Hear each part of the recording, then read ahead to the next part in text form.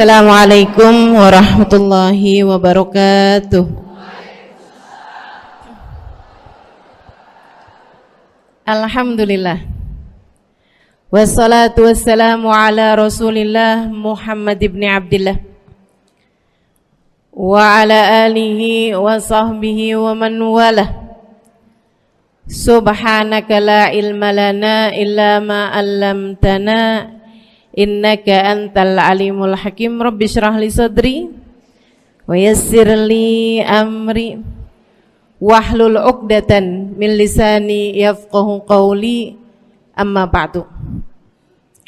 Alhamdulillah, ibu-ibu sekalian saya muliakan, hadiah indah di mana Allah mengizinkan kepada kita untuk menghadapnya.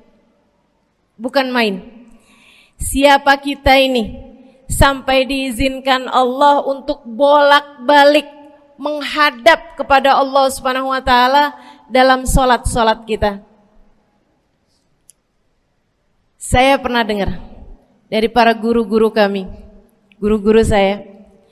Mereka mengatakan di saat orang salat, di saat kamu salat, di saat saya salat, bukan hanya karena saya mau sholat, kamu mau sholat, akan tetapi karena kamu dianggap mulia di mata Allah, sehingga Allah izinkan dirimu untuk menghadap padanya.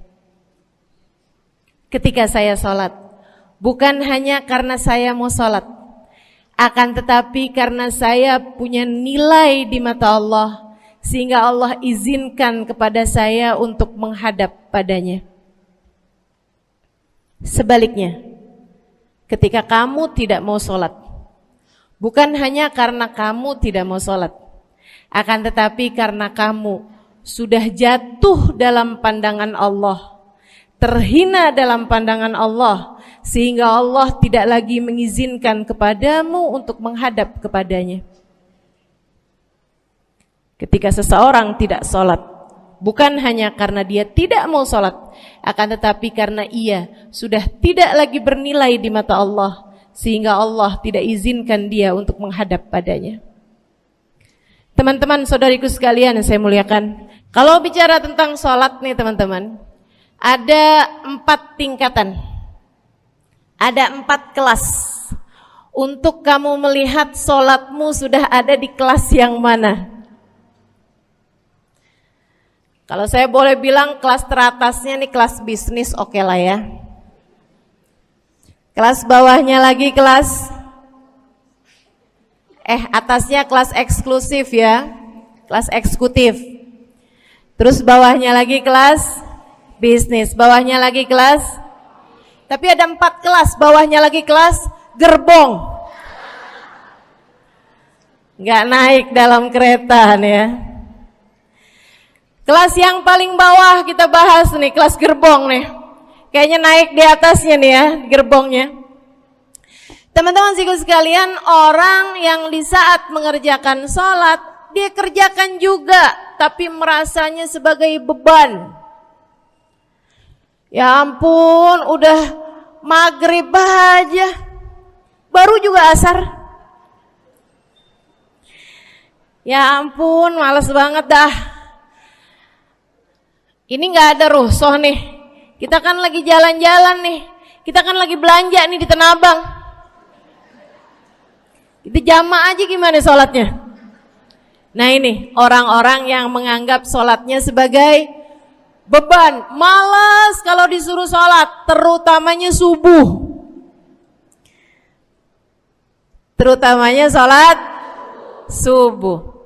Ini Allah ceritakan orang-orang yang seperti ini adalah kelompoknya orang munafik. Naudzubillah. Alladzina idza qamu ila sholati qamu kusala. Orang-orang yang kalau disuruh sholat bangun juga sih, tapi malas banget. Setan nih nemenin dia, kayak naroin batu di atas kepalanya, bikin dia berat mau ngerjain sholat. Kalau lagi tidur, ngipas-ngipasin matanya, bobo aja lagi. 5 menit lagi, 5 menit lagi. Bangun-bangun udah siang. Pernah terjadi padamu?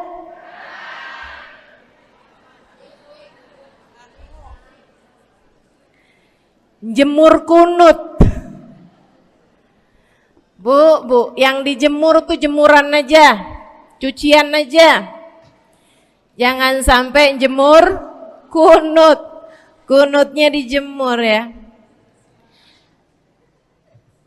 Ketika ada seseorang yang disampaikan kepada Nabi Muhammad bahwasanya orang itu tidak bangun kecuali sesudah azan subuh, artinya enggak tahajud, artinya enggak bangun di sepertiga malam terakhir, bangunnya sesudah azan subuh. Nabi mengatakan padanya tentang orang itu, Nabi bilang pada para sahabatnya, inna syaitan bala fi udhunih, itu adalah orang yang telinganya dikencingin sama setan. Pada pernah dikencingin setan? Kalau bangunnya habis adzan tuh dikencingin setan. Kalau bangunnya udah terbit matahari dikencingin siapa kira-kira? Insyaallah. Teman-teman saudariku sekalian yang saya muliakan, alladzina idza qamu ila sholati qamu kusala, malas bener kalau diajakin sholat, sampai sebagian sholatnya dikerjakan keluar dari waktunya. Yang seperti ini masuk dalam firman Allah Subhanahu wa taala, a'udzubillahi minasyaitonir rajim, fawailul lil musallin alladzina an salatihim sahun. Fawailul lil musallin alladzina hum an salatihim sahun. Celaka orang-orang yang salat. Kenapa kok orang salat celaka ya Allah? Sebab mereka an salatihim sahun, melalaikan salat mereka. Apa maksudnya melalaikan? Imam Sayyidina Ibnu Abbas dalam salah satu tafsir beliau mengatakan alladzina yuakhiruna an waqtiha au yuqaddimuha ila ghairi waqtiha. Orang-orang yang mengakhirkan sholat sampai keluar dari waktunya atau memajukannya sebelum waktunya. Mau pergi ke Tanah Abang nih, jam 11. Ntar kita ribet nih urusan sholat duhur. Dah sholatin sekarang aja. Ini orang-orang yang fawailul lil musallin. Bu, sesibuk apapun dirimu, jangan pernah ninggal sholat. Bu, lagi ngerjain perkara penting apapun kamu, jangan pernah mengakhirkan sholat. Jangan pernah mengeluarkan sholat dari waktunya. Kenapa gitu? Karena bu, sholat itu urusanmu sama Allah. Gak ada yang lebih penting daripada itu. Gak ada yang lebih penting daripada itu. Siapa yang mementingkan Allah, dia bakal dipentingin sama Allah. Siapa yang meremehkan sholatnya, berarti dia telah meremehkan Allah. Siapa yang meremehkan Allah, dia akan diremehkan oleh Allah. Na'udzubillah min dzalik. Buat adik-adik jomblo, jangan pernah mau kawin sama orang yang gak sholat. Biarpun kamu udah nunggu cukup lama, kalau ada yang lamar kamu dan dia gak sholat, jangan mau bu. Dek, ibu-ibu juga, kalau ada yang janda di sini,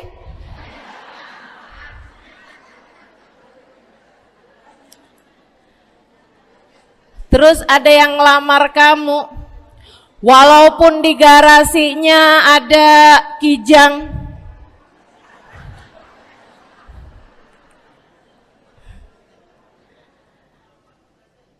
ada bebek, motor maksudnya ya, datang melamar kamu, jangan terima. Orang yang gak sholat, kamu jangan mau jadi istrinya. Kenapa? Saya kasih tahu ya, Allah aja dia tinggalin, apalagi kamu.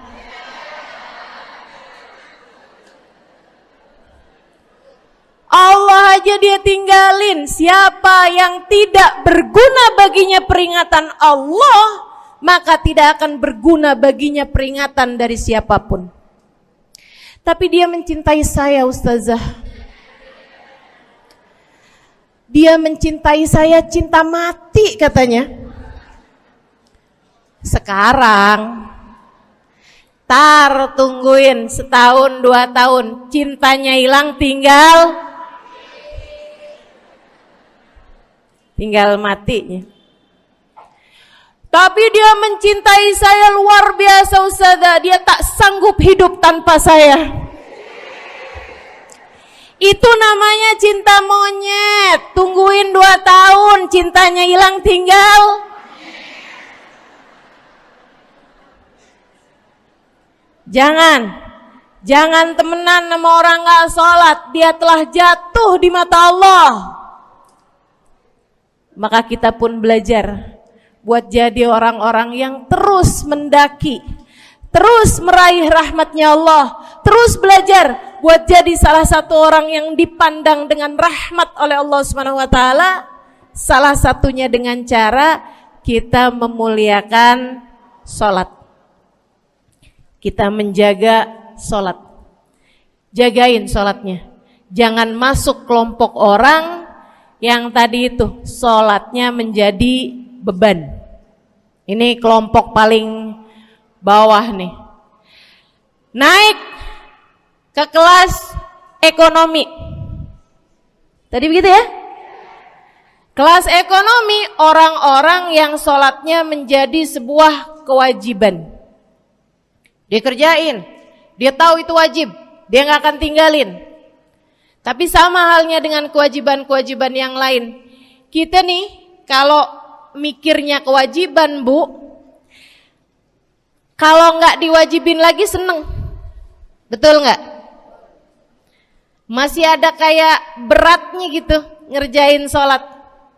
Orang yang sholatnya dianggap sebagai kewajiban. Kayak anak-anak sekolah tuh, wajib pakai seragam, wajib ngerjain PR. Kalau 1 hari, besok enggak wajib pakai seragam. Ada nggak ya pakai seragam? Nggak ada. Nggak ada yang besoknya dipakai seragam. Terus tanyain, kenapa kamu tetap pakai seragam? Abisnya saya suka sama seragamnya. Nggak ada. Karena mereka menganggap pakai seragamnya adalah kewajiban.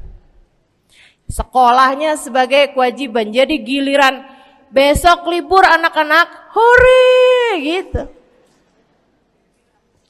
Ada orang-orang yang sholatnya dianggap sebagai kewajiban. Nggak ada yang nambah kalau kewajiban tuh. Sholat sunnah boro-boro, sholat wajib aja kalau bisa dibikin sesingkat mungkin akan dilaksanakan dengan cara yang sesingkat-singkatnya.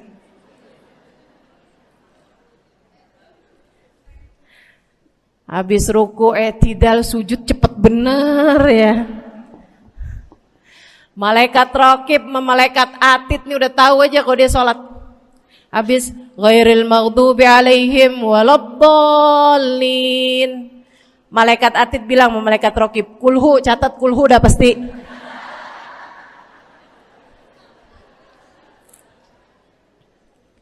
Kulhu aja gak kelar-kelar. Teman-teman saudariku sekalian yang saya muliakan, sholatnya dianggap sebagai sebuah kewajiban. Nggak nambah dengan sunnah, namanya wajib. Kita naik lagi insyaallah. Sholatnya kita naikkan dari yang kewajiban kita naik menjadi kelas bisnis, sholatnya sebagai sebuah kebutuhan. Bu, mudah-mudahan nih ibu-ibu, teman-teman semuanya yang sedang menyimak kajian pada hari ini, saya doakan, karena saya berharap saya pun juga didoakan agar menjadi salah satu orang yang sudah berada dalam tingkatan ini. Sholat kita tahu adalah kebutuhan kita. Sama kayak kebutuhan makan, Bu. Ibu kenyang nggak kalau makan nasi doang 2 piring? Kenyang. Siapa yang bilang nggak kenyang? Kalau kamu makan nasi doang sepiring, kenyang apa nggak kenyang? Kenyang. Akan tetapi pasti ibu-ibu mau nambah dah. Nambah apaan? Lauk. Nambah lauknya. Ada ikan asin, ada sayur asem. Langsung pada lapar nih. Ada sambal. Masya Allah, ada tempe goreng. Udah Bu ya, tetangga lewat kagak nyadar. Masya Allah. Teman-teman sekalian, kita nambah, bahkan udah kenyang pun kita masih cari lagi tambahan. Makanan apa nih yang bisa kita makan? Karena kita tahu makan adalah sebuah kebutuhan kita. Kita perlu sama makan. Kita butuh sama makan. Maka demikian pula dengan orang-orang yang sholatnya sudah dia tahu adalah sebagai sebuah kebutuhan. Cukup sih duhur 4 rakaat, dia nambah. Ada qobliyahnya, ada ba'diyahnya. Jam-jam 9 pagi nggak ada sholat wajib sih, tapi pengen ngemil, ya Bu ya, dengan cara kerjain sholat duha.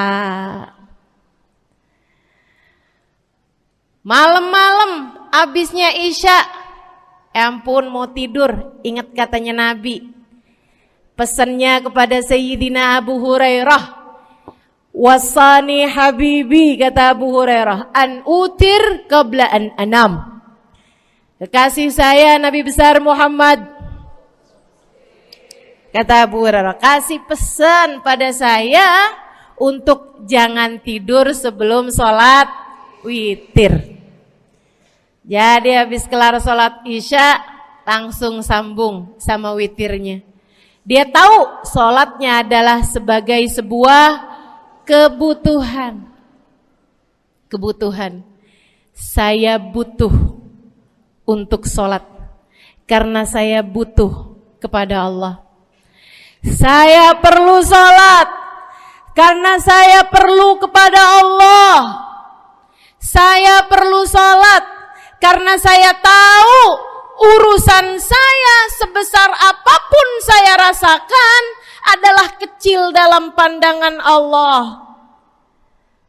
Saya perlu sholat karena permasalahan dalam hidup saya yang saya rasakan sebesar gunung di atas pundak saya, di atas punggung saya, di hadapan Allah tak sampai seperti setitik debu yang mudah saja untuk dia angkatkan dari kehidupan saya.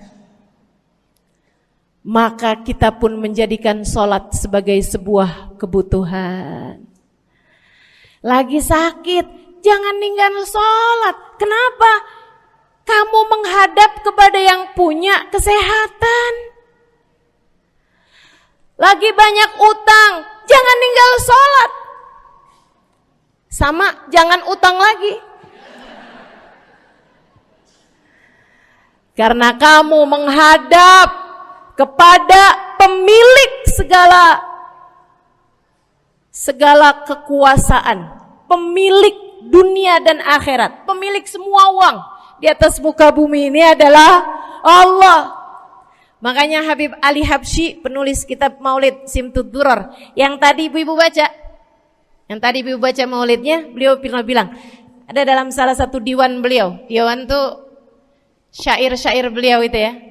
Ali idza qad marid syafahu fi'lus shalah la'alla syirru sifa fi wad'i tilkal jibah. Kata beliau, Ali nih kalau lagi sakit, nih Habib Ali ya, beliau tuh padahal punya amal ibadah sangat banyak. Tapi Habib Ali bilang, Ali idza qad marid syafahu fi'lus shalah. Ali nih kalau lagi sakit, sembuhnya sama sholat. Sembuhnya sama sholat. La'alla sirru sifa. Rasa-rasanya memang Allah letakkan rahasia kesembuhan ada pada fi wad'i tilkal jibah, terletakkannya jabhah kita, dahi kita di tempat sujud. Di sana semua permasalahan-permasalahan dalam hidupmu menjadi ringan. Saat kamu meletakkan dahimu di tempat sujud, kamu berbisik lirih kepada Allah, akan tetapi suaramu didengar sama yang punya arsy. Akan tetapi suara bisikanmu didengar segenap malaikat-malaikat yang ada di atas langit. Kemudian mereka mendoakanmu sehingga Allah mengatakan wasjud waqtarib, sujudlah kamu. Posisi sujudmu itu waqtarib akan membuatmu menjadi dekat dengan Allah Subhanahu wa taala. Sujudlah dan mendekatlah kepadaku, kata Allah. Agrab ma yakunul 'abd min rabbih fahuwa sajid, kata Nabi Muhammad. Fa'akthiru fihi du'a faqamin an yustajabulah. Tempat terdekat seorang hamba dengan Tuhannya adalah saat dia sedang sujud. Maka perbanyaklah doa dalam sujudmu, kata Nabi Muhammad. Doamu sangat mungkin diijabah oleh Allah. Apalagi kalau doanya kamu haturkan di sepertiga malam yang terakhir. Saat-saat di mana kebanyakan manusia di sekelilingmu yang lalai berada dalam tidurnya, berada dalam alam mimpinya. Para ulama tuh sampai bilang, Bu, dari kehususannya sepertiga malam yang terakhir, orang yang ngerjain maksiat aja sepertiga malam yang terakhir tuh tidur. Ibu gak pernah tahu orang-orang pulang diskotik jam berapa? Gak tahu ya, sama. Tapi Bu, yang pasti mereka tuh sepertiga malam yang terakhir malah pada pulang, malah pada tidur gitu. Orang maksiat aja itu sama Allah dibuat tidur tuh di jam-jam yang biasanya turun rahmatnya Allah. Allah mau milih nih mana nih hamba-hambaku, pilihan-pilihanku akan aku bangunkan untuk menghadapku. Kemudian Allah Subhanahu wa taala bertanya, hal min mustaghfirin, hal min taib, hal min talibi hajatin faunilahul matalib. Siapa nih di antara kalian yang lagi mohon doa, minta pertolongan, mohon ampunan, akan aku beri, kata Allah Subhanahu wa taala, sebab kalian meminta pada waktu yang paling aku suka. Kalau punya hajat minta. Kapan mintanya? Dalam sujud. Kapan sujudnya? Dalam sholatmu di sepertiga malam yang terakhir. Bu, ngelihat muka-mukanya pada punya hajat banyak-banyak nih. Gimana tahajudnya? Mudah-mudahan Allah jadikan kita salah satu di antara mereka yang menyibukkan diri di sepertiga malam yang terakhir, insyaallah. Sampai-sampai Bu ya, saya tinggal lama di kota Hadramut dulu. Orang-orang di Hadramut, orang awamnya, itu kalau mereka punya anak kecil umur 1 tahun, 2 tahun, 3 tahun tuh, punya anak bayi, balita gitu. Kalau mereka bangun di sepertiga malam yang terakhir, mereka akan membangunkan anak-anaknya walaupun buat main. Alasannya 2. Yang pertama, agar mereka terbiasa bangun di jam-jam segitu. Nantinya kalau besarnya mereka jadi udah kebiasaan bangun di jam segitu, gampang ngerjain tahajud. Alasan yang kedua, ibu-ibu sekalian, agar anugerah, karunia, rahmat, pemberian Allah yang Allah turunkan di sepertiga malam yang terakhir, anak-anak mereka pun berhak untuk mendapatkannya karena mereka tidak sedang dalam keadaan tidur dan dalam keadaan berjaga. Kan kebalik sama orang kita. Anak-anak kita, cucu-cucu kita kalau bangun jam segitu kita tidurin lagi, masih malam nak, masih malam. Mama masih ngantuk nak. Masya Allah. Ibu, saya punya ibunya guru saya. Saya punya guru salah satunya dan yang tercinta di hati saya, Sayyidil Habib Umar bin Hafid. Guru saya. Beliau punya ibu namanya Hubabah Zahra. Almarhumah, baru meninggal masa-masa deket pandemi. Ya Bu ya, baru aja beberapa tahun silam meninggalnya. Itu ibu-ibu sekalian punya anak kalau nggak salah 12. Kalau nggak salah 12 anak beliau. Laki-laki 5. Kalau saya nggak salah ya, mohon maaf kalau saya salah. Kemudian yang perempuan 7. Semuanya soleh-solehah. Semuanya Bu jadi orang-orang yang luar biasa, yang terutamanya anak yang pertama yaitu Habib Ali Masyhur jadi mufti pada zamannya di Kota Tarim. Sampai wafatnya beliau masih sebagai mufti. Mufti itu Bu, permasalahannya umat semuanya ada di meja beliau untuk beliau selesaikan.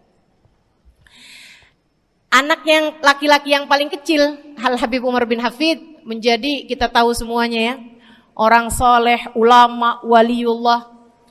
Ibu-ibu sekalian, kita mau tahu nih, anak-anak soleh-solehah semacam itu ibunya kayak gimana gitu. Karena Bu, mohon maaf.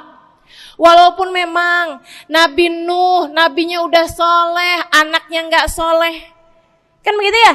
Ada juga sih, tapi secara mayoritasnya Bu, buah jatuhnya tak jauh dari emaknya begitu, anaknya kurang lebih begitu. Anaknya begitu, emaknya biar kita nggak lihat gitu udah bisa ngebayangin kayak apa orangnya. Ibu-ibu sekalian, nih anak-anaknya Hubabah Zahra, Masya Allah semuanya. Kita mau tahu ibunya kayak gimana. Satu cerita aja tentang Hubabah Zahra. Ibu-ibu sekalian, anaknya cerita, Hubabah Zahra, Umi, anak perempuannya, dia bilang seumur hidupnya nggak pernah ninggal tahajud. Bu, dari awal balik sampai meninggal, tidak pernah meninggalkan tahajud. Jauh banget ya? Sama siapa? Tahajud semalam, seminggu libur. Kelakuan siapa itu? Hubabah Zahra gak pernah ninggal tahajud kecuali satu malam. Satu malam itu beliau tuh lagi ada hajat besar, maksudnya lagi kayak ada acara pernikahan, kemudian beliau juga kelelahan, kecapean, baru tidurnya juga jam-jam 2, jam-jam mau jelang pagi Bu ya. Kelewatan tahajud. Bangun pas azan subuh. Ibu, beliau bangun dengan gemeteran. Beliau bangun dengan menggigil padahal enggak musim dingin. Beliau bangun, azan, innalillahi wa inna ilaihi rajiun. Azan, astagfirullah, ya Allah, astagfirullah, azan, ya Allah, ampuni Zahra ya Allah, ampuni Zahra ya Allah. Anaknya cerita, hari itu aku tidak pernah melihat ibuku berlelehan air mata sepanjang hari lebih daripada hari tersebut. Hari itu kami melihat ada seorang perempuan berlelehan air mata beristighfar memohon ampun kepada Allah karena satu malam dalam hidupnya beliau meninggalkan tahajudnya, teman-teman. Masya Allah, Masya Allah. Tiap kali makan ingat gitu, ya ampun tadi malam gak tahajud, samihni ya Rab, samihni ya Rab, sampai gak enak makan. Insya Allah, insya Allah. Mudah-mudahan Allah jadikan keagungan sholat ada dalam hati kita. Sholat kita jadi kebutuhan. Insya naik tingkat eksekutif, teman-teman. Tadi saya ulangin lagi dah, karena ibu-ibu kan suka rada lupaan. Kelas yang paling bawah, kelas apa tadi? Gerbong. Menjadikan sholatnya sebagai beban. Kelas berikutnya menjadikan sholat sebagai kewajiban. Naik lagi menjadikan sholat sebagai kebutuhan. Tingkat terakhirnya ada hamba-hamba tercinta di sisi Allah yang menjadikan sholat mereka sebagai sebuah hiburan dalam hidupnya, hobi dalam hidupnya. Diawali, dicontohkan oleh baginda kita Nabi besar Muhammad yang mengatakan dalam hadis sahihnya, wa ju'ilat qurratu aini fis shalah, wa ju'ilat qurratu aini fis shalah.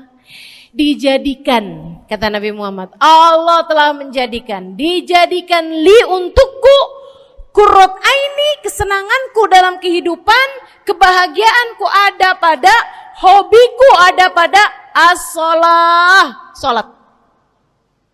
Nabi itu orang yang kesenangan beliau, hobi beliau adalah salat.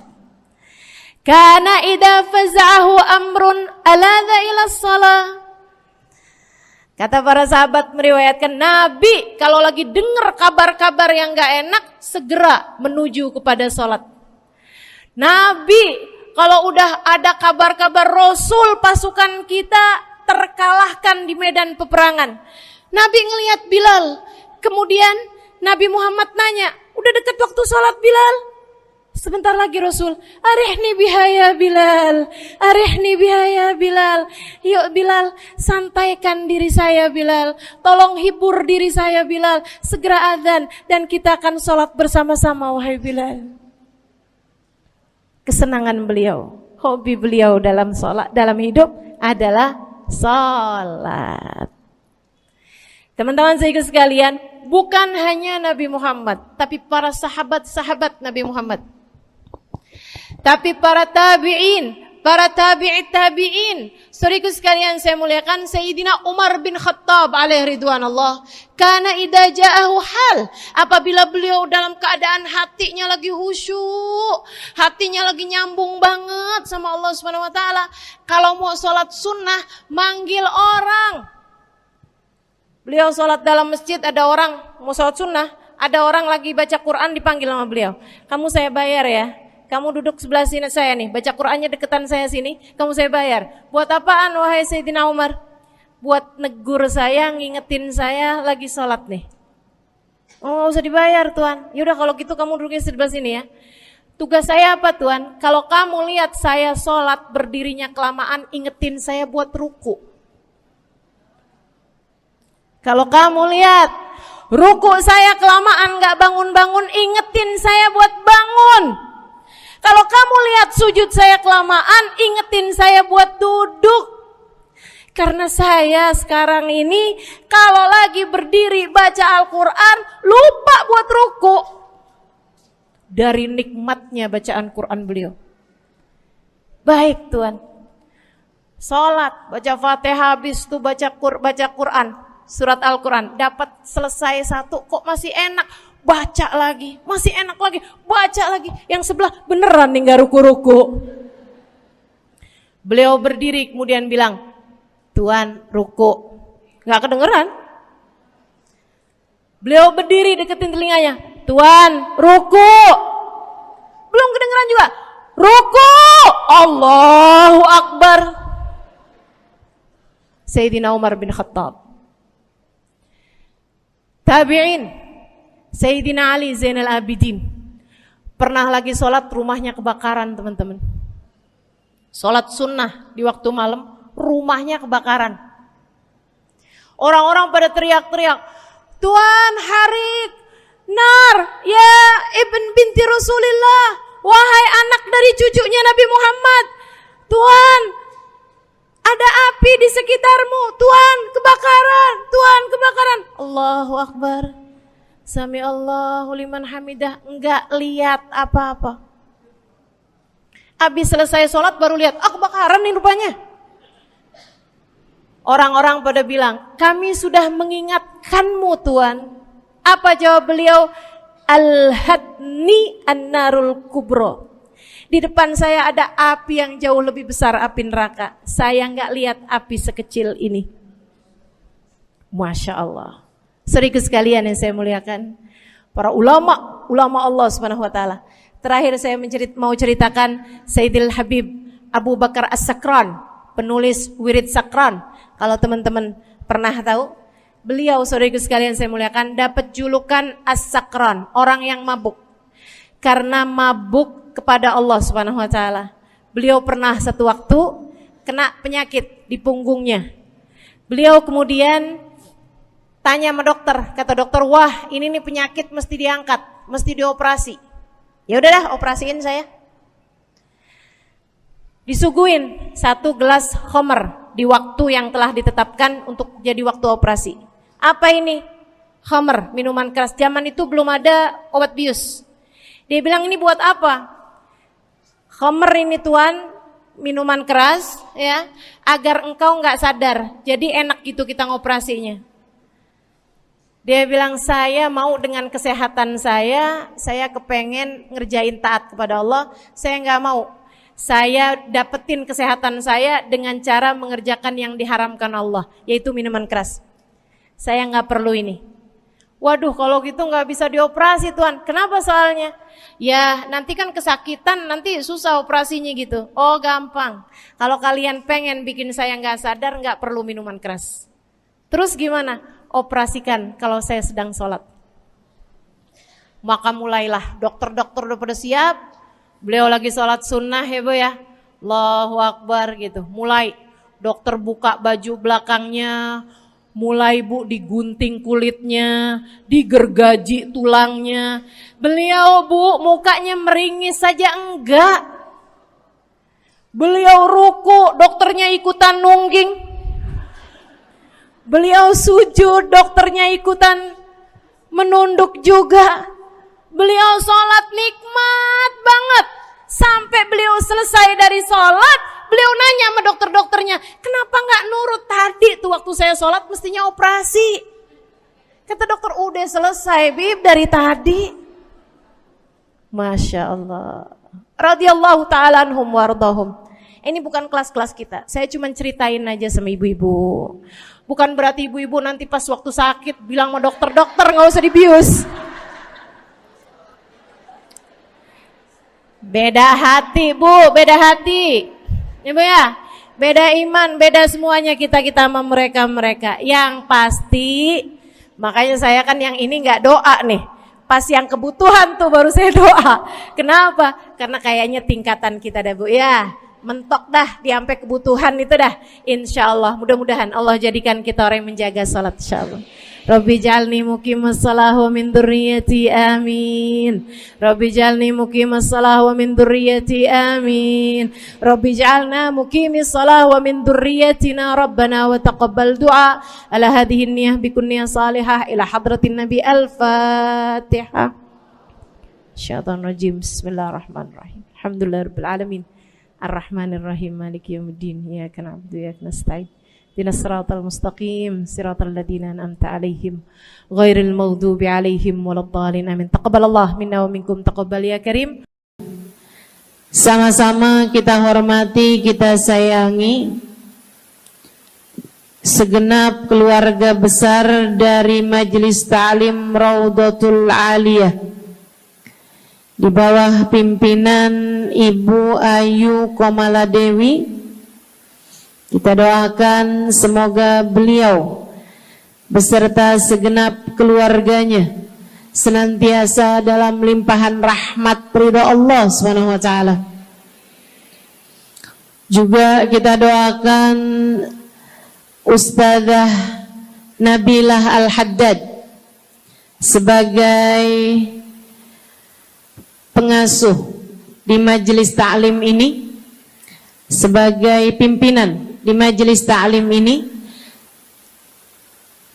Bu Ayu dan Ustazah Nabilah sekeluarga semuanya insyaallah senantiasa dalam pandangan kasih sayang Allah SWT. Panjangkan umurnya, disehatkan badannya, dimudahkan urusannya, kabulkan hajatnya, semakin dicinta Allah SWT dan Rasulnya.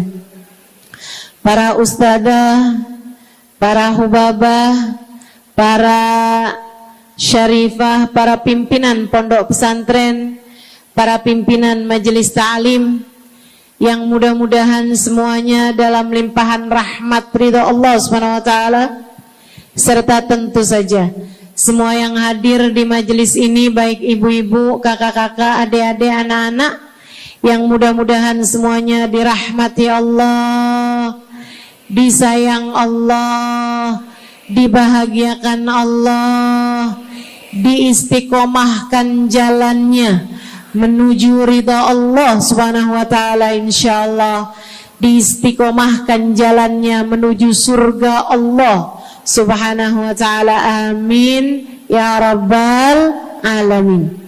Qul amantu billah thumma istaqim, kata Nabi Muhammad sallallahu alaihi wasallam kepada seorang pemuda yang meminta nasihat, ya Rasulullah ausini, wahai Rasul tolong nasihati aku. Kita kalau ketemu orang mulia jangan minta duit, Bu. Kita kalau datang ketemu sama orang-orang yang kita tahu doanya mustajab, sangat soleh, hidupnya baik, apalagi jika dia adalah kekasih-kekasih Allah Subhanahu wa taala. Kamu kalau berjumpa dengan ulama, jangan minta sesuatu yang duniawi. Tirulah para sahabat ketika berjumpa dengan Nabi Muhammad. Biasanya mereka meminta satu dari dua hal. Yang pertama, mereka minta doa. Ida'ili ya Rasulullah, doakan aku wahai Rasul. Ibu juga gitu. Kalau ketemu sama ulama, ketemu orang soleh, ketemu kiai, ketemu habib yang kita tahu doanya mustajab, bertemu hubabah, mintalah doa. Tapi jangan hanya sekedar urusan doa duniawi, Bu. Doa duniawi itu yang gimana, Ustazah? Doa yang kalau diijabah nggak akan manfaat begitu kamu masuk dalam alam kubur. Itu namanya doa duniawi. Ustazah, doakan saya biar saya cepat kebeli rumah. Bu, kalau mati rumahnya dibawa gak? Ustazah, doakan saya kepengen beli HP baru. Dibawa gak HP-nya? Enggak. Itu namanya doa duniawi. Ustazah, Doakan biar suami saya tambah cinta.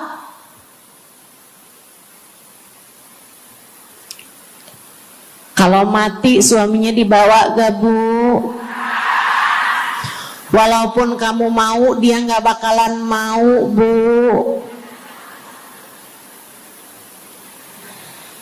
Sesuatu yang sifatnya duniawi.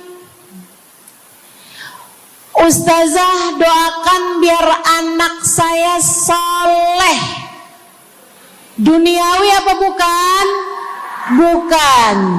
Sebab kesolehan anak akan jadi tambahan bekal bagimu ketika kamu masuk dalam alam kubur. Jadi gak boleh nih Ustazah doa urusan duniawi atau minta didoakan urusan-urusan duniawi. Boleh, tapi jangan cuma itu. Nanti takutnya kamu nyesel. Kalau selama di dunia kamu doanya hanya untuk urusan dunia, takutnya begitu masuk dalam kuburan sudah tidak ada lagi doa yang akan Allah ijabah untukmu ketika kamu ada dalam alam kubur nanti. Sayang-sayang. Jadi kalau doa, prioritaskan urusan akhirat. Insya saya berasa banget jadi orang yang sering dimintain doa sekaligus juga sering minta doa. Saya kalau ketemu orang saleh, ketemu habaib, ketemu hubabah, saya akan minta doa, nggak pernah minta duit saya. Ida'ili ya hubabah, ida'ili ya habib. Serius sekalian, sebagai orang yang sering juga dimintain doa, Ustazah doakan saya. Banyak tuh. Saya merasakan perbedaannya saat saya ada di Tarim sama ketika saya sudah pulang dan kembali ke negeri ini. Waktu saya di Tarim, orang kalau minta doa sama saya, usik berdoa, tolong ya doain saya.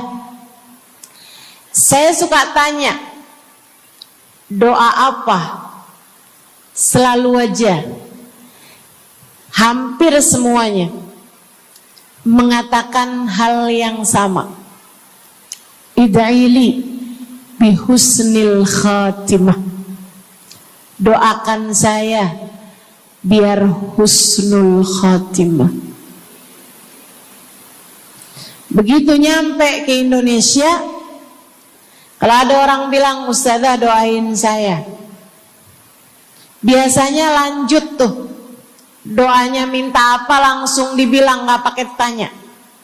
Ustazah doain saya biar utang cepat lunas. Ustazah doain saya biar cepat dapat jodoh. Ustazah doain saya biar jadi orang kaya. Ustazah doain saya biar suami nggak mendua. Ya Allah, ternyata kebanyakan orang kita kalau minta doa seringnya urusan duniawi. Bukan berarti nggak boleh, boleh aja sih. Cuman takutnya begitu kamu mati nyesel kalau semua doamu selama ini adalah sesuatu yang tidak ikut kamu bawa ketika kamu mati. Kalau kita lihat para sahabat ketika mereka berjumpa dengan Nabi Muhammad, selalu saja banyak di antara mereka yang minta doa. Nabi pernah tanya, doanya apa? Macem-macem jawaban para sahabat. Ada yang begini, Harithah menjawab, ida'ili an yarzuqani Allah asyhada fi sabilih. Rasul, doakan saya biar saya dikaruniai mati syahid di jalan Allah. Ada lagi yang lain doanya, ya Rasulullah, id'ili an yarzuqani Allah murafaqatan bika ya Rasulullah. Doakan biar saya nanti di masa sesudah kematian saya, di masa akhirat nanti, bisa mendampingimu wahai Rasulullah, bisa berjumpa denganmu wahai Rasul, bisa ada dalam rombonganmu wahai Rasulullah.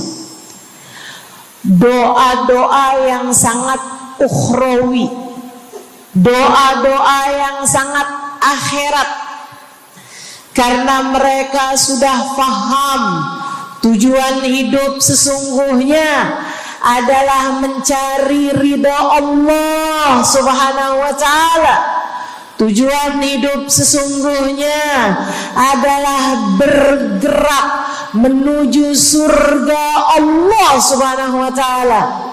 Tujuan hidup sesungguhnya adalah berpulang kepada Allah dalam keadaan Allah ridha kepada kita. Sahabat, minta didoakan, ama yang kedua minta nasihat.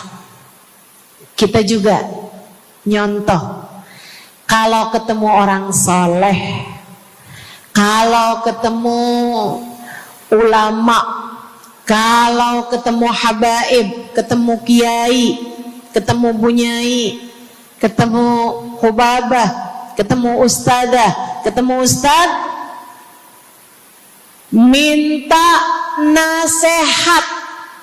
Selain daripada minta doa, mintalah nasihat. Hal ini dicontohkan oleh para sahabat kepada Nabi Muhammad. Datang seorang pemuda berjumpa Nabi Muhammad sallallahu alaihi wasallam. Kemudian bertanya, ya Rasulullah, ausini, wahai Rasulullah, berikanlah nasihat kepadaku ini. Nabi Muhammad tersenyum, senang, bangga, karena mengerti bahwa umatnya faham apa yang harus diminta dari nabinya.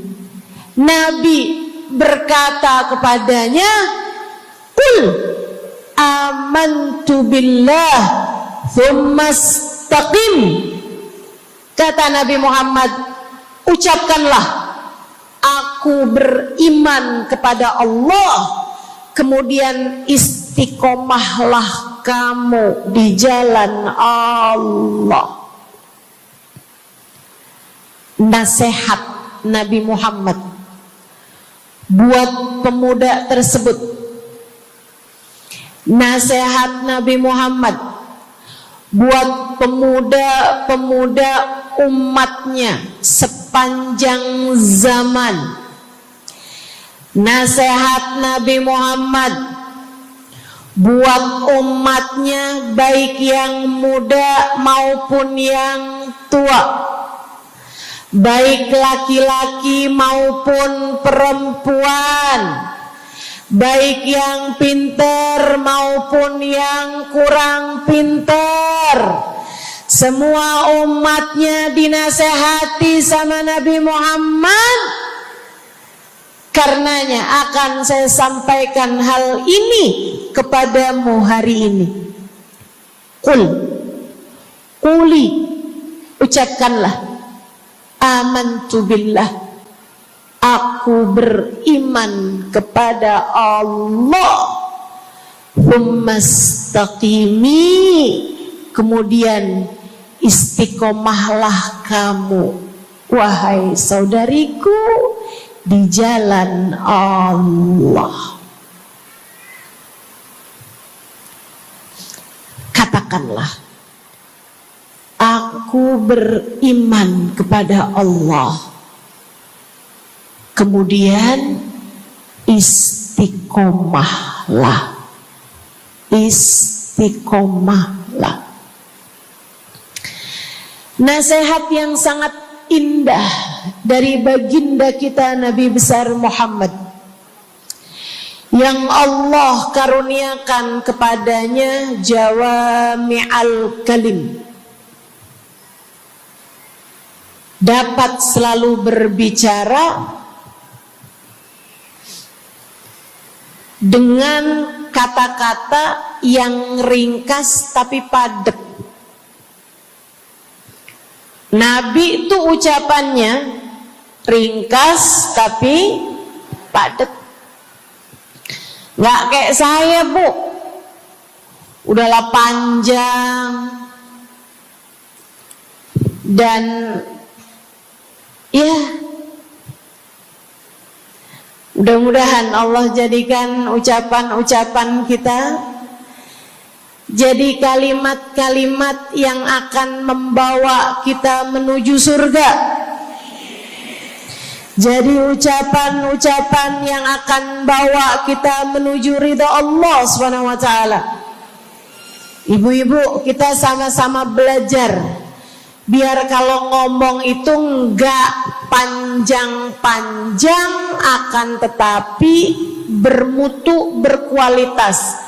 Terutama Bu, ibu kalau ngomong sama anak-anak ibu, kadang-kadang panjang bener. Padahal itu aja, anak sampai hafal. Iya mah, katanya gitu. Betul gitu? Nabi kalau ngomong pendek aja tapi penuh makna. Nabi kalau bicara seringkali nggak panjang-panjang tapi sangat berarti. Satu hadis beliau saja bisa disyarahkan, diberi keterangan, hingga bahkan berkitab-kitab banyaknya. Ibu-ibu sekalian, salah satu dari ucapan ringkasnya Nabi Muhammad, amantu billah, kata Nabi, qul amantu billah, tsumastaqim, ucapkanlah, aku beriman kepada Allah, kemudian istiqomahlah di jalan Allah. Apa itu istiqomah?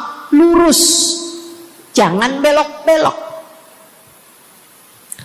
Lurus, jalan terus.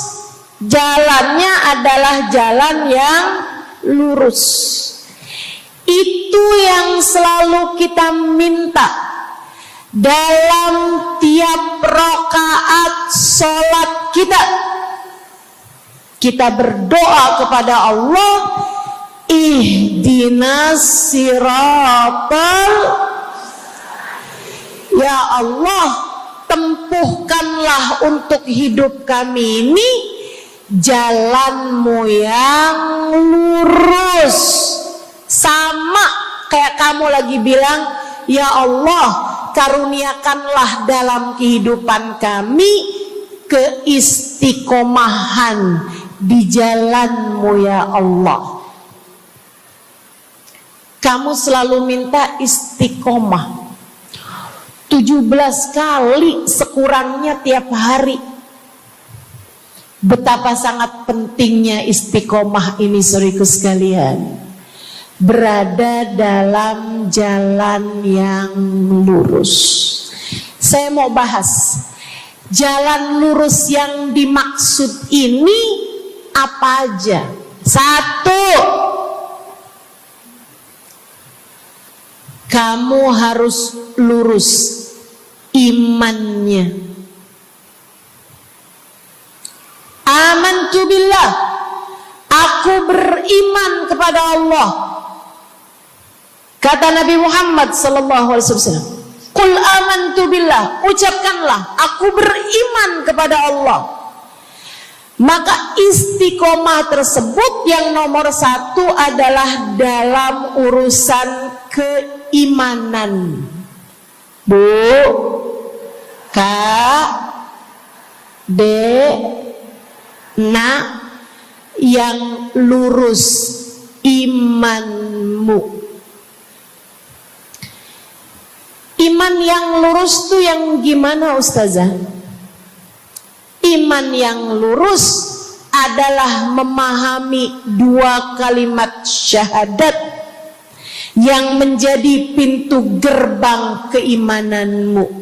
Orang kalau masuk Islam, dia jadi orang yang beriman, dia mengucapkan kalimat syahadat.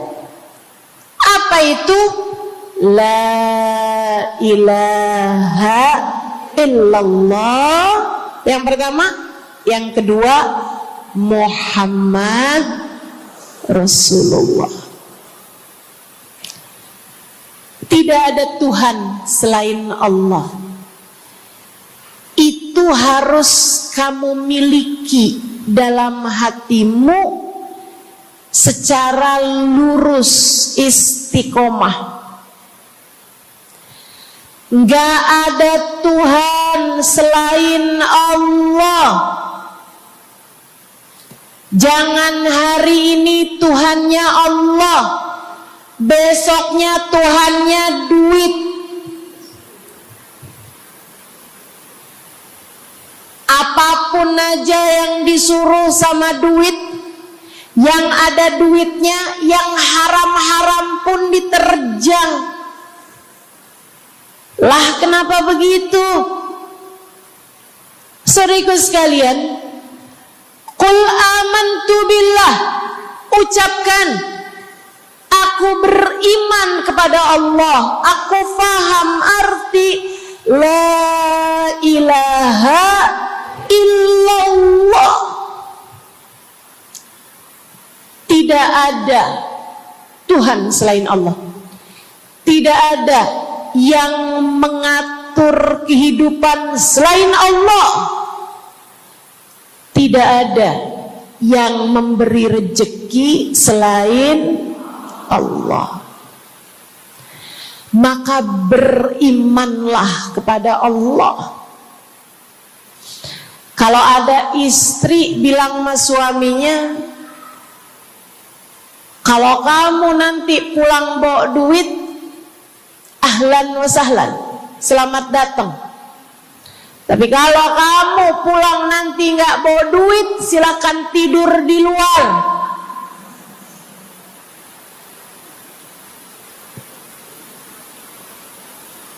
Kamu sepertinya kurang beriman. Kamu lupa bahwa pemberi rezeki bukan suamimu, melainkan yang ngasih rezeki itu cuma satu, Bu. Namanya bukan pekerjaan, bukan atasan, bukan pemerintah. Yang ngasih rezeki cuma Allah Subhanahu wa ta'ala. Maka berimanlah atas hal itu. Jangan nyalahin si ini, nyalahin si itu. Imanmu benerin. Imanmu benerin. Banyak orang saya liatin itu suka pada repot urusan rezeki. Banyak banget. Di dunia ini nih banyak yang suka repot urusan rezeki. ngejar dunia abis-abisan, ngejar duit segala macam cara, sampai omongannya nggak jadi omongan orang beriman. Waktu dibilangin jangan nyari rejeki yang haram, cari rejeki yang halal. Jangan berani ngambil yang bukan hakmu. Dia bilang begini nih, ya ustazah nggak tahu zaman sekarang, jangankan nyari yang halal, nyari yang haram juga susah saja.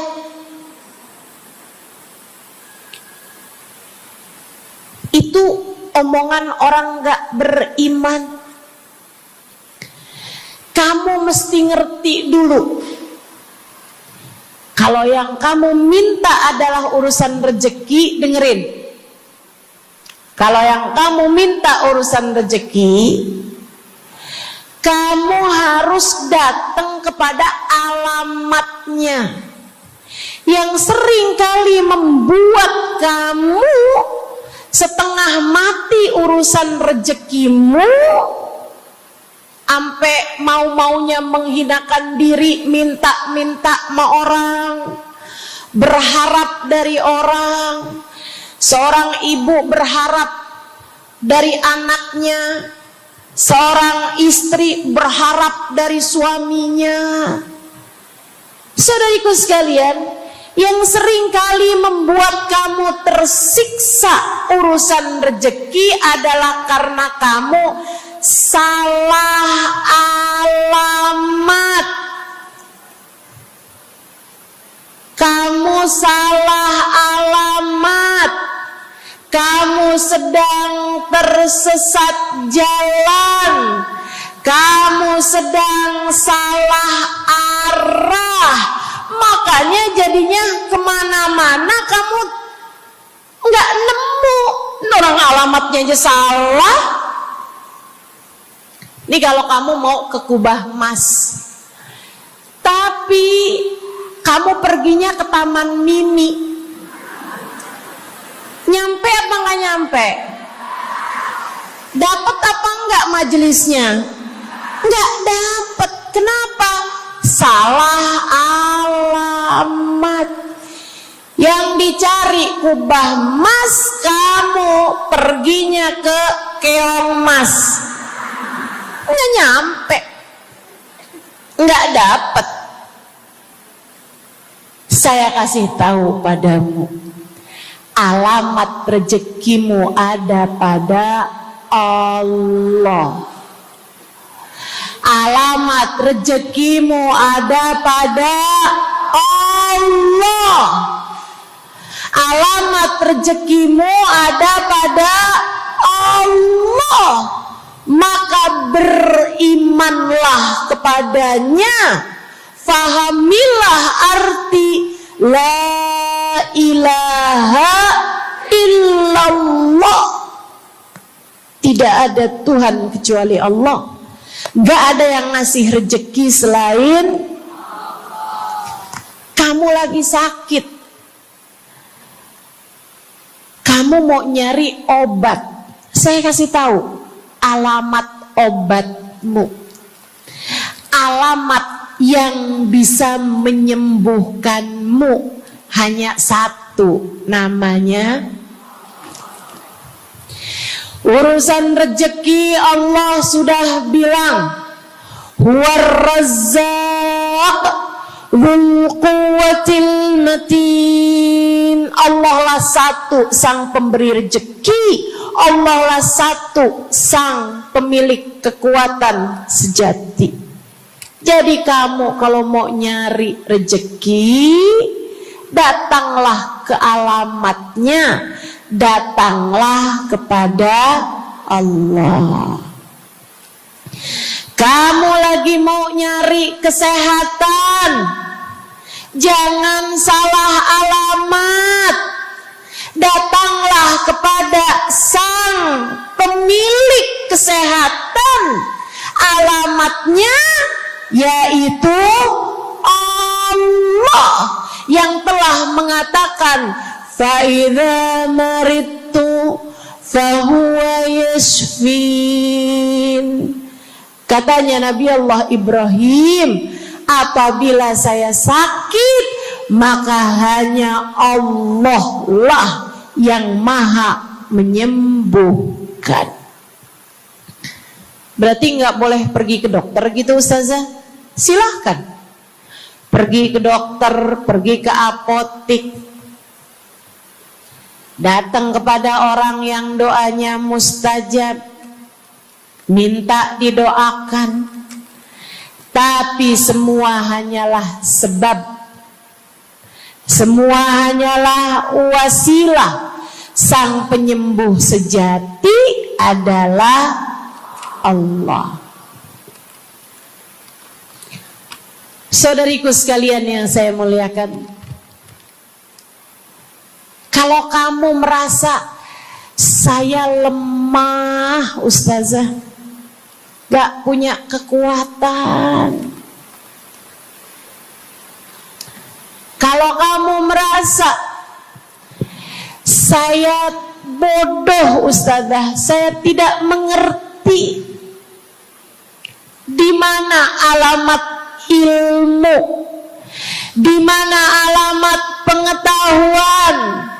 Bu, Kak, Nak, anak-anak nih yang masih lagi belajar di pondok pesantren, yang masih lagi belajar di mana-mana, saya kasih tahu padamu, alamat ilmu ada pada Zat yang Maha Satu, namanya Allamal insana malam ya'lam. Allah lah yang mengajari manusia apa yang tidak dia ketahui. Pengen dapat ilmu, datanglah kepada Allah. Pengen punya kekuatan, datanglah kepada Allah. Saya udah tua Ustazah, saya janda pula Ustazah, saya nggak punya kekuatan ya Ustazah. Kekuatanmu hanya ada pada Zat yang Maha Satu, Allah Subhanahu wa Ta'ala. Datanglah selalu padanya. Imanmu jangan biarkan ia naik turun. Imanmu biarkan ia kokoh di dalam hatimu. Jangan percaya kalau ada yang bilang kekuatan ada pada uang. Jangan percaya. Percaya hanya satu aja, kekuatan ada pada Allah. Jangan percaya orang bilang kekuatan ada pada kecantikan. Kalau kamu cantik, kamu kuat, suamimu gak akan kemana-mana. Jangan percaya, Bu. Percaya hanya satu aja, kekuatan ada pada Allah Subhanahu wa Ta'ala. Kamu takut terjadi hal-hal yang buruk bagimu, bagi anak-anakmu. Kamu kepengen ada yang jaga. Ibu, gak usah pusing-pusing mau nyari bodyguard, gak usah pusing-pusing mau sewa security, pengamanan. Sebab sang pemberi keamanan hanya satu, namanya Wallahu ya'simuka minan nas. Hanya Allah satu yang dapat menjagamu dari kejahatan manusia. Qul a'udzu birabbin nas. Katakanlah, aku berlindung kepada sang penjaga manusia, sang pemelihara manusia, sang pengasuh manusia. Allah Subhanahu wa ta'ala. Berimanlah padanya, istiqomahlah. Bu, gak ada yang bisa bikin orang meninggal selain Allah. Gak ada. Tapi dia ditabrak orang, Ustazah. Kalau gak ditabrak dia gak bakalan mati. Kamu kebalik. Justru karena dia harus mati, Allah jadikan dia ditabrak. Jelas? Ini imannya mesti yang benar nih. Jangan kamu kira ini ada dokter malpraktek sehingga dia kemudian meninggal dunia. Jangan kamu kira karena salah minum obat dia mati. Bukan, ibu-ibu sekalian, justru karena dia harus mati, karenanya kemudian ketemu sama dokter yang malpraktek lah, ketemu sama obat yang salah lah. Itu hanya sebab kematiannya itu sendiri. Allah udah bilang, idza jaa ajaluhum la yastakhiruna sa'atan wa la yastaqdimun. Apabila datang ajal seseorang, enggak ada siapapun yang bisa memajukan barang semenit pun, enggak ada yang bisa memundurkan meski sesaat sekalipun. Enggak ada. Emang udah kepastiannya. Waktunya mati ya mati, Bu. Gak ada yang bisa menghidupkan, sekaligus tidak ada yang bisa mematikan selain Allah. Itu artinya istiqomah dalam iman. Tapi tunggu dulu, sebelum saya lanjutkan istiqomah yang lain. Selain beriman kepada Allah, kamu juga harus beriman kepada Nabi Muhammad. Kamu harus beriman kepada Nabi Muhammad. Beriman bahwa beliau adalah, a'udzubillahi minasyaitonirrajim, qul innama ana basyarum mithlukum yuha ilayya. Dua-duanya harus seimbang. Innama ana basyarum mithlukum, tapi juga yuha ilayya. Katakanlah wahai Nabi Muhammad, aku adalah seorang manusia seperti kalian. Saya punya badan, saya punya perasaan. Kalau nggak makan-makan saya lapar. Kalau habis makan nggak minum saya haus. Kalau beberapa hari saya nggak tidur, saya ngantuk. Qul innama ana basyarun.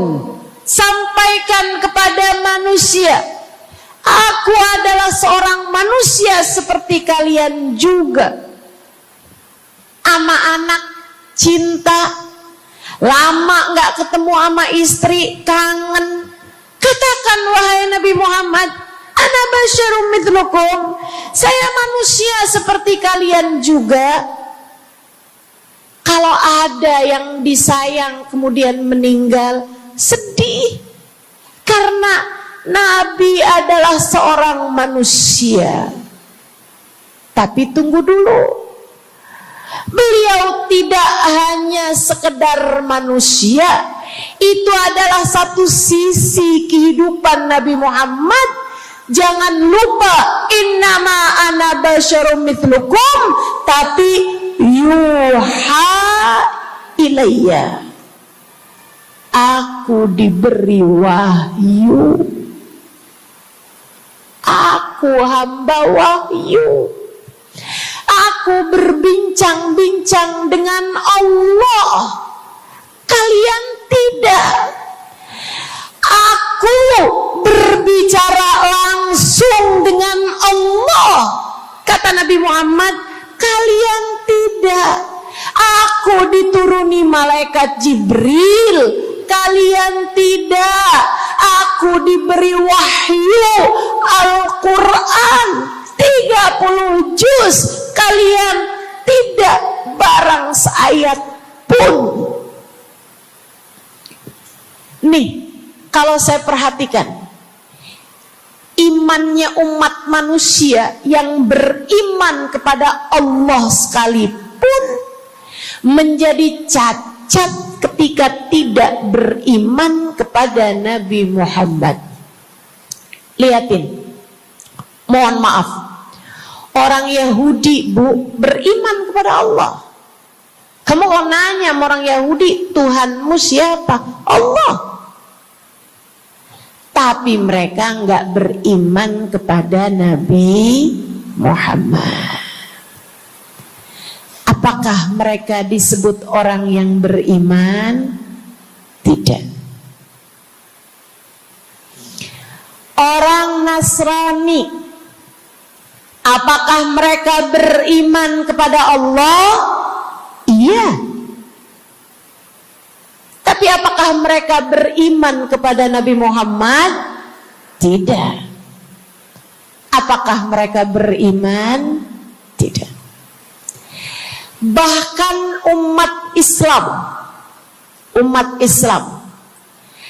ada yang mempercayai sesudah Nabi Muhammad ada nabi yang lain, namanya Mirza Ghulam Ahmad, sehingga mereka menyebut agama mereka Islam, tapi agama Islamnya pakai ada kelanjutannya, Islam Ahmadiyah.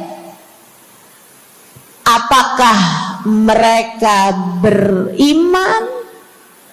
Tidak. Sebab syarat iman selain la ilaha illallah juga ada Muhammad Rasulullah. Bahkan, Bu, ada banyak di antara kita orang-orang yang iman kepada Allah luar biasa, tapi kalau urusan kepada Nabi Muhammad, kalau lagi diceritain Isra Mi'raj, dia bilang Nabi Muhammad tuh gak usahlah segitu amat diperayakan Isra Mi'rajnya. Nabi Muhammad tuh Isra Mi'raj cuman sekedar ruhnya aja, badannya nggak pakai Isra Mi'raj. Jadi Nabi itu orang ngelihatnya kayak tidur aja, ruhnya aja yang melayang-layang.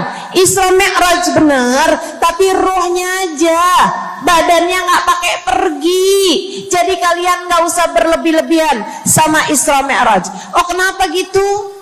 Kamu gak percaya sama Isra Mi'raj, sama badan-badannya Nabi sekalian, kamu gak percaya. Kenapa? Ya karena itu gak masuk akal. Manusia kan gak bisa kayak gitu. Nabi Muhammad kan manusia. Kamu lupa bahwa Nabi walaupun manusia, beliau adalah yuha ilayya.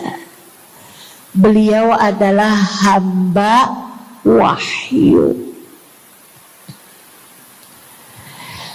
Ketika diceritakan tentang mukjizatnya Nabi Muhammad yang bisa memperbanyak makanan, bahkan ada ghazal, ada rusa yang berbicara dengan Nabi Muhammad, ada unta yang sujud kepada Nabi Muhammad, ada pohon yang datang kepada Nabi Muhammad dengan mencabut akarnya, kemudian berjalan dengan akarnya menuju Nabi Muhammad.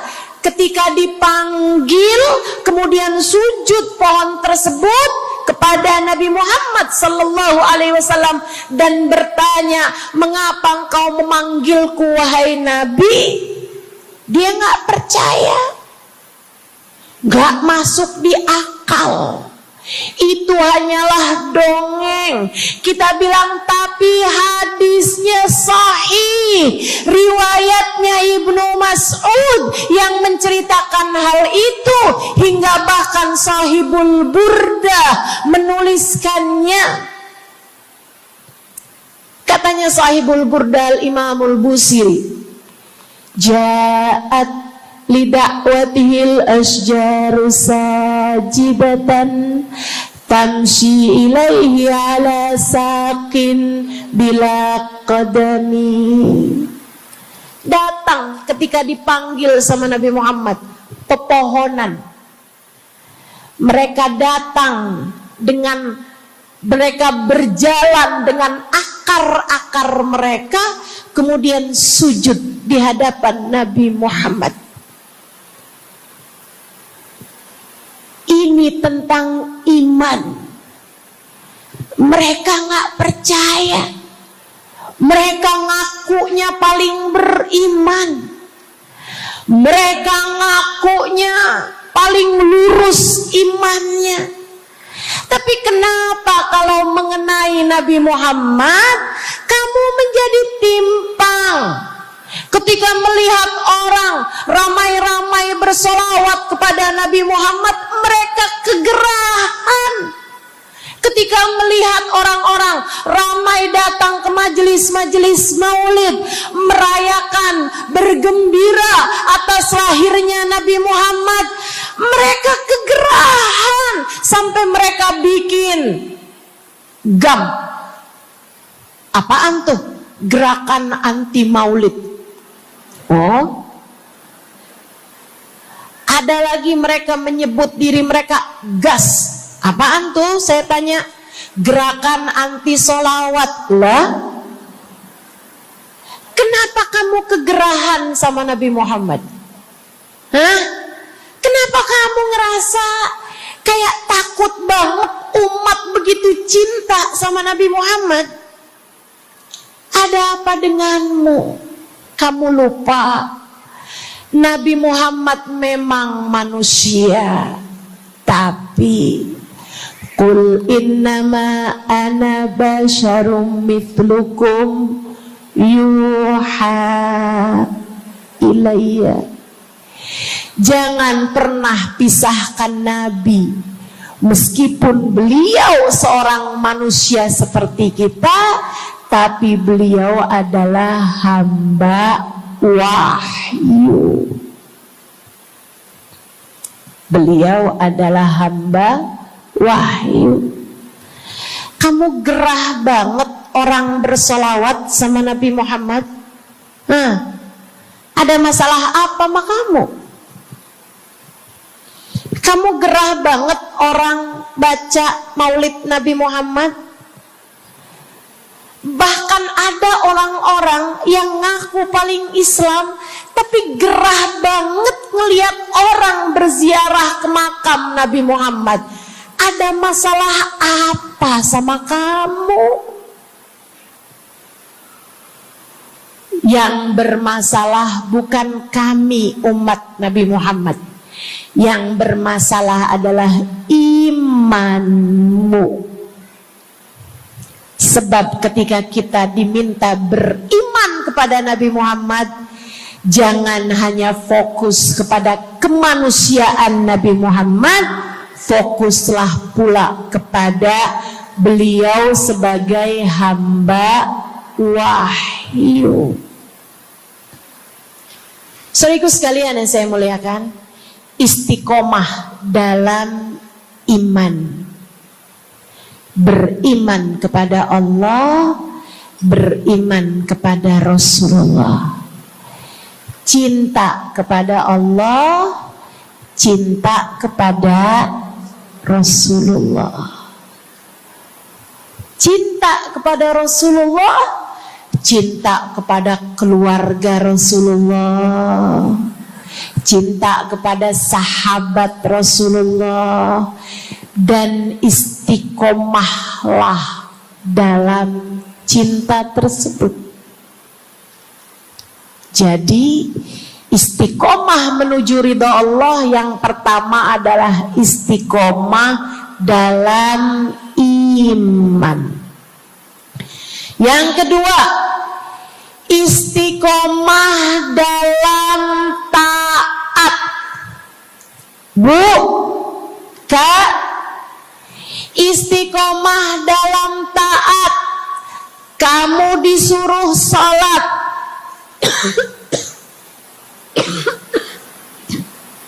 istiqomahlah.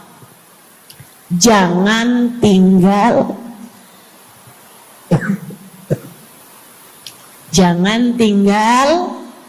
sholat.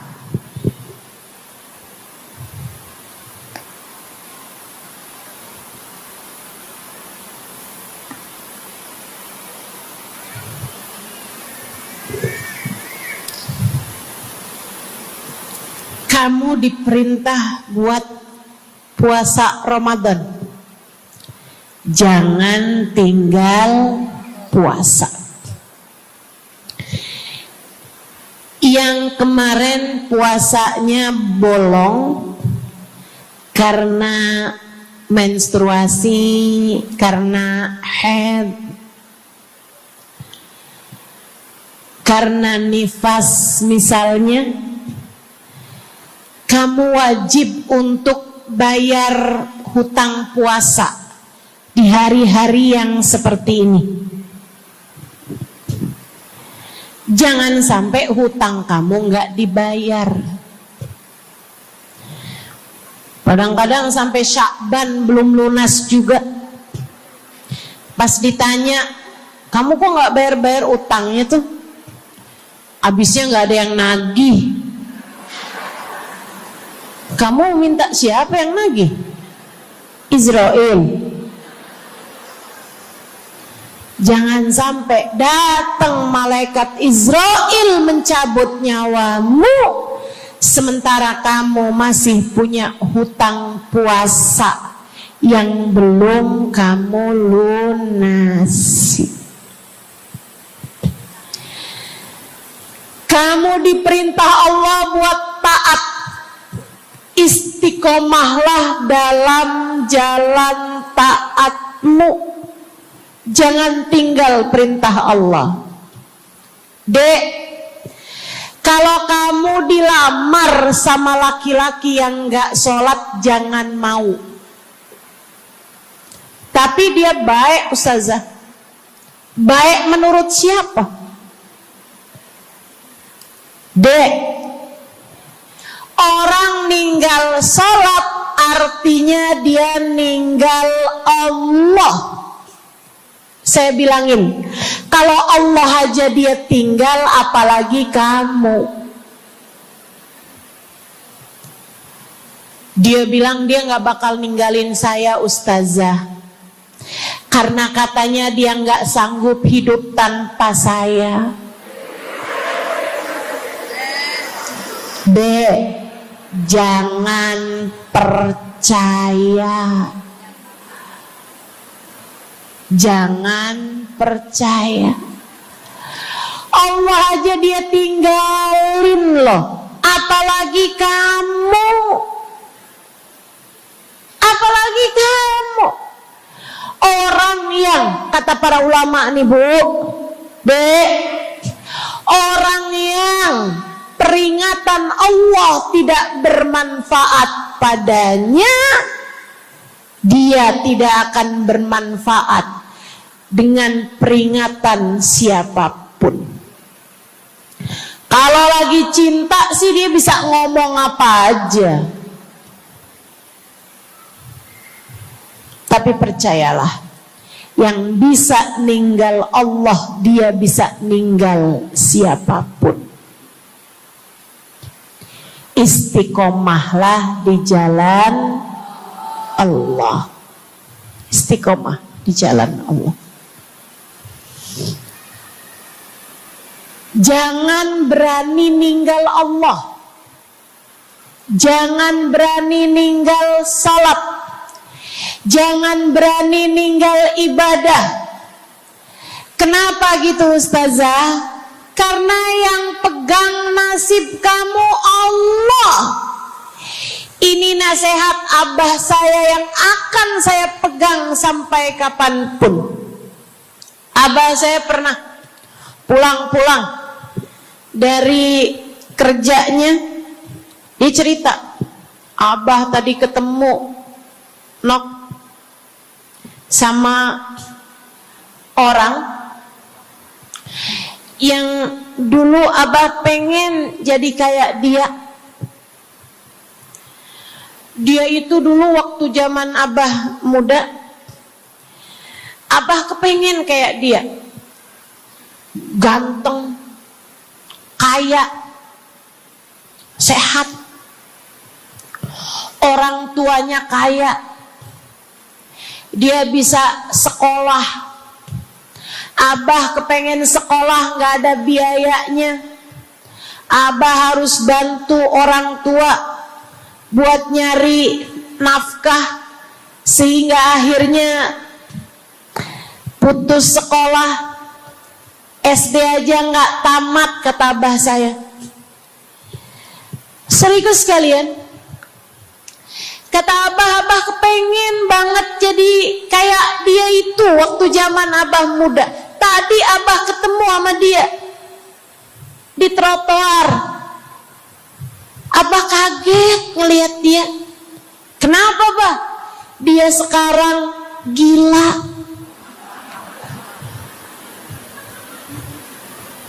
Jadi orang gila di trotoar. Abah pas liatin mukanya kayak kenal nih.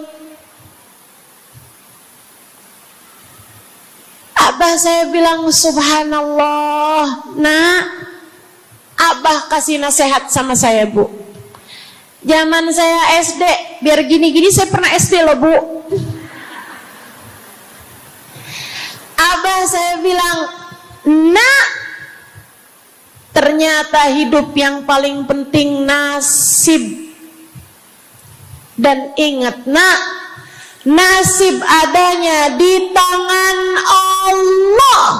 Maka kalau kamu kepengen nasib kamu bagus, jangan pernah tinggal Allah. Itu nasihat abah saya pegang terus sampai dengan sekarang. Kamu dalam hidup yang penting nasib. Yang paling penting buat anak-anak kamu dalam hidup mereka adalah nasib. Ibu, nasib.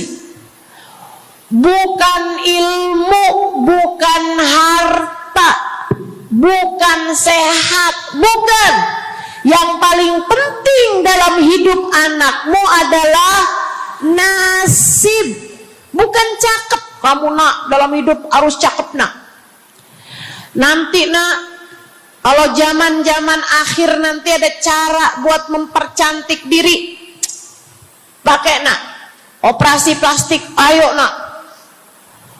Filler lah, tarik benang lah, semua kerjain nak. Yang penting dalam hidup cantik. Kamu jangan sampai kayak mamah kamu ini nak. Bapak kamu buka cabang di mana-mana. Bukan. Yang paling penting bagi anakmu di hidup mereka di dunia sebelum kelak di akhirat nanti adalah nasib. Saya kasih tahu, yang paling penting adalah nasib. Dan nasib itu adanya dalam genggaman. Maka kalau kamu kepengen nasibmu bagus, kalau kamu kepengen nasib anakmu bagus, Jangan tinggal Allah. Urusanmu dengan Allah yang bagus. Perintah-perintah Allah jangan ditinggal. Larangan-larangan Allah jangan diterjang. Jelas? Yang di belakang jelas? Saya ingat Bu, saya punya guru namanya Hubabah Bahiyah. Saya kalau jumpa sama beliau, saya selalu minta doa. Saya ceritakan tuh di buku Bidadari Bumi yang pertama. Beliau sangat enggan mendoakan orang lain. Kalau dimintain buat doa tuh beliau jarang-jarang mau doain. Beliau selalu bilang, doa aja sendiri, kata beliau begitu. Bukan karena beliau pelit, doa yang gratis pun gak mau gitu, bukan. Melainkan karena beliau sangat tawadhu. Alhamdulillah, ibu-ibu sekalian saya muliakan, hadiah indah di mana Allah mengizinkan kepada kita untuk menghadapnya. Bukan main. Siapa kita ini sampai diizinkan Allah untuk bolak-balik menghadap kepada Allah Subhanahu wa taala dalam salat-salat kita. Saya pernah dengar dari para guru-guru kami, guru-guru saya, mereka mengatakan di saat orang sholat, di saat kamu sholat, di saat saya sholat, bukan hanya karena saya mau sholat, kamu mau sholat, akan tetapi karena kamu dianggap mulia di mata Allah, sehingga Allah izinkan dirimu untuk menghadap padanya. Ketika saya sholat, bukan hanya karena saya mau sholat, akan tetapi karena saya punya nilai di mata Allah, sehingga Allah izinkan kepada saya untuk menghadap padanya. Sebaliknya, ketika kamu tidak mau sholat, bukan hanya karena kamu tidak mau sholat, akan tetapi karena kamu sudah jatuh dalam pandangan Allah, terhina dalam pandangan Allah, sehingga Allah tidak lagi mengizinkan kepadamu untuk menghadap kepadanya. Ketika seseorang tidak sholat, bukan hanya karena dia tidak mau sholat, akan tetapi karena ia sudah tidak lagi bernilai di mata Allah, sehingga Allah tidak izinkan dia untuk menghadap padanya. Teman-teman, saudariku sekalian yang saya muliakan, kalau bicara tentang sholat nih teman-teman, ada 4 tingkatan, ada 4 kelas. Untuk kamu melihat sholatmu sudah ada di kelas yang mana. Kalau saya boleh bilang kelas teratasnya nih kelas bisnis, oke lah ya. Kelas bawahnya lagi kelas,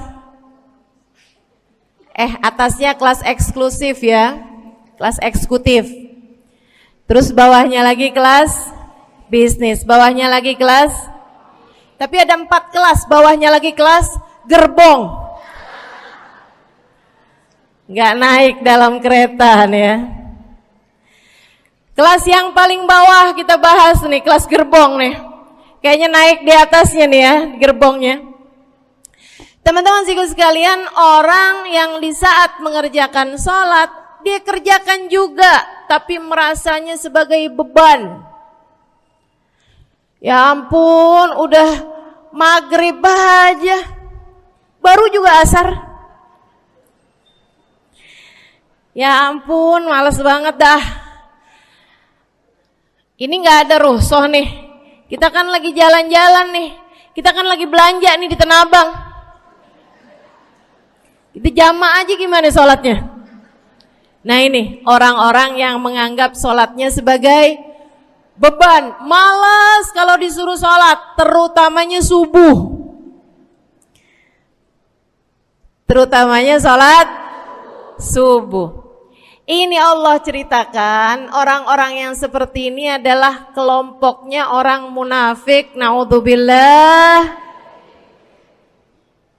Alladzina idza qamu ila sholati qamu kusala. Orang-orang yang kalau disuruh sholat bangun juga sih, tapi malas banget. Setan nih nemenin dia, kayak naroin batu di atas kepalanya, bikin dia berat mau ngerjain sholat. Kalau lagi tidur, ngipas-ngipasin matanya, bobo aja lagi. 5 menit lagi, 5 menit lagi, bangun-bangun udah siang.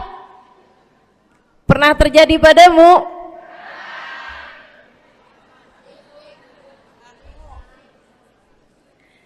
Jemur kunut. Bu, yang dijemur tuh jemuran aja, cucian aja. Jangan sampai jemur kunut. Kunutnya dijemur ya. Ketika ada seseorang yang disampaikan kepada Nabi Muhammad bahwasanya orang itu tidak bangun kecuali sesudah azan subuh, artinya enggak tahajud. Artinya enggak bangun di sepertiga malam terakhir, bangunnya sesudah azan subuh. Nabi mengatakan padanya tentang orang itu. Nabi bilang pada para sahabatnya, inna syaitan bala fi udhunih. Itu adalah orang yang telinganya dikencingin sama setan. Pada pernah dikencingin setan? Kalau bangunnya habis adzan tuh dikencingin setan. Kalau bangunnya udah terbit matahari dikencingin siapa kira-kira? Insyaallah. Teman-teman saudariku sekalian yang saya muliakan, alladzina idza qamu ila sholati qamu kusala, malas bener kalau diajakin sholat, sampai sebagian sholat-sholatnya dikerjakan keluar dari waktunya. Yang seperti ini masuk dalam firman Allah Subhanahu wa taala, a'udzubillahi minasyaitonir rajim, fawailul lil musallin alladzina an salatihim sahun. Fawailul lil musallin alladzina hum an salatihim sahun. Celaka orang-orang yang sholat. Kenapa kok orang sholat celaka ya Allah? Sebab mereka an salatihim sahun, melalaikan sholat-sholat mereka. Apa maksudnya melalaikan?